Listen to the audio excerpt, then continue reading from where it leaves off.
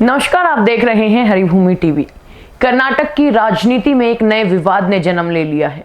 बेंगलुरु के Kempegowda international airport पर कुछ लोगों के सार्वजनिक स्थान पर नमाज पढ़ने का एक वीडियो सामने आया है, जिस पर भारतीय जनता पार्टी यानी बीजेपी ने तीखी आपत्ति जताई है। बीजेपी ने कर्नाटक की कांग्रेस सरकार पर तुष्टीकरण का आरोप लगाते हुए पूछा कि अगर उन्हें आरएसएस की परेड पर आपत्ति है तो एयरपोर्ट जैसे हाई सिक्योरिटी वाले एरिया में इस तरह की गतिविधि की अनुमति कैसे दी गई। ये पूरा विवाद क्या है और इसे लेकर राजनीति क्यों गर्मा गई, आइए जानते हैं विस्तार से। ये मामला बेंगलुरु इंटरनेशनल एयरपोर्ट के टर्मिनल 2 का है। रविवार रात को कर्नाटक बीजेपी के प्रवक्ता विजय प्रसाद ने सोशल मीडिया प्लेटफॉर्म एक्स पर वीडियो पोस्ट किया।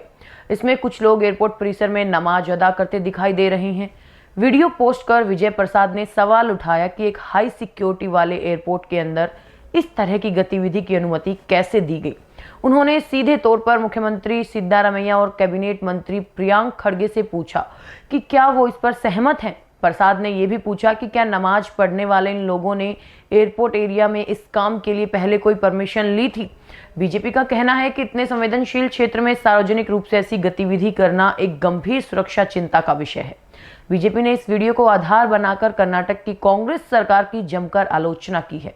बीजेपी प्रवक्ता विजय प्रसाद ने सरकार पर दोहरे मापदंड अपनाने का आरोप लगाया और उन्होंने कहा है कि जब राष्ट्रीय स्वयंसेवक संघ अपने पथ संचालन के लिए अधिकारियों से परमिशन लेने के बाद भी आयोजन करता है तो सरकार उस पर आपत्ति जताती है, लेकिन एयरपोर्ट जैसी जगह पर ऐसी गतिविधियों पर वो आंखें मूंद लेती है।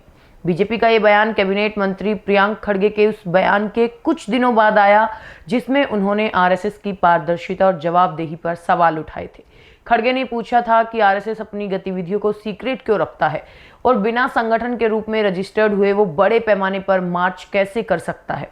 खड़गे ने स्पष्ट किया था कि अगर आरएसएस देश के कानून का पालन करता है तो सरकार से अनुमति लेता है तो उन्हें कोई समस्या नहीं है। वही आरएसएस के पथ संचलन की अनुमति से जुड़ा मामला कर्नाटक हाईकोर्ट में चल रहा है, जहां कोर्ट ने हाल ही में सार्वजनिक स्थानों पर कार्यक्रम के लिए परमिशन लेने के सरकारी आदेश पर रोक लगा दी और रोक हटाने की अपील को खारिज कर दिया था और सरकार के इस आदेश को आरएसएस की गतिविधियों को रोकने की कोशिश के तौर पर देखा जा रहा था। बता दें कि बेंगलुरु के केम्पेगौड़ा इंटरनेशनल एयरपोर्ट में यात्रियों की सुविधा के लिए पहले से ही मल्टी फेथ प्रेयर रूम मौजूद है। यात्रियों को शांति से प्रार्थना और ध्यान करने की सुविधा देने के लिए टर्मिनल 1 और टर्मिनल 2 दोनों में ऐसे कमरे बनाए गए हैं। ये कमरे बोर्डिंग गेट के पास सहित एयरपोर्ट के अलग अलग हिस्सों में उपलब्ध है। इस्लामी रीति रिवाजों के अनुसार नमाज अदा करते समय मुसलमान इस बात का विशेष ध्यान रखते हैं कि नमाज की जगह साफ सुथरी और पवित्र हो। साथ ही ये भी ध्यान रखा जाता है कि नमाज पढ़ने वाले के सामने से कोई व्यक्ति ना गुजरे। इसके लिए अक्सर दीवार या कोई वस्तु सामने रखी जाती है ताकि एकाग्रता में कोई खलल ना पड़े। ऐसे में जब एयरपोर्ट पर प्रेयर रूम की सुविधा उपलब्ध है तो सार्वजनिक गलियारे में नमाज पढ़ने के तरीके पर बीजेपी ने सुरक्षा और राजनीतिक दोनों ही मोर्चों पर सवाल खड़े किए हैं।